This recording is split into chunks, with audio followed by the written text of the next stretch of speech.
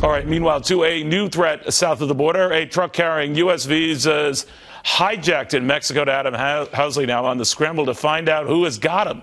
Adam. Yeah, Neil, there's some concern here because this happened more than 2 weeks ago, and we've just now heard about this with a release in Spanish from the U.S. consulate in Monterrey and not earlier.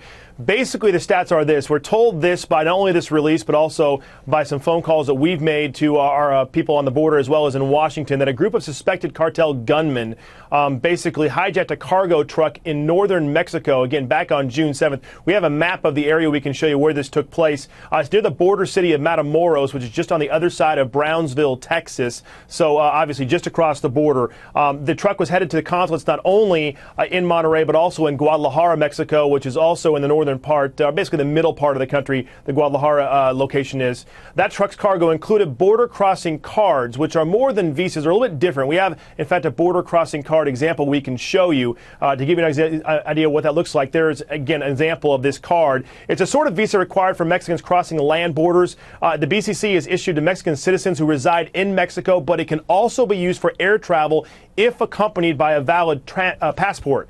They're also known to be used by cartels and coyotes to smuggle undocumented Mexican and Central Americans across the U.S.-Mexican border.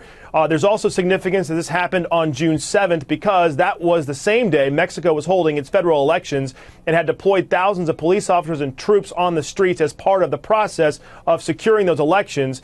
Interpol has been notified. The people whose IDs were taken in Mexico have been notified. Also, it should be noted that there is some concern. Some U.S. congressmen have contacted Secretary Kerry saying they're concerned about the situation and security situation around U.S. consulates in Mexico, although this did not happen at a consulate. They were headed towards a consulate. Also, the Matamoros Reynoso area of Mexico, another drug war there. The Gulf cartel is actually feuding within itself. So some brutal crimes have been taking place yet again, Neil, in Mexico. And it just goes to show that there is really no real security when it comes to much of this northern part of the country. And we see that now with this hijacking of this truck, Neil.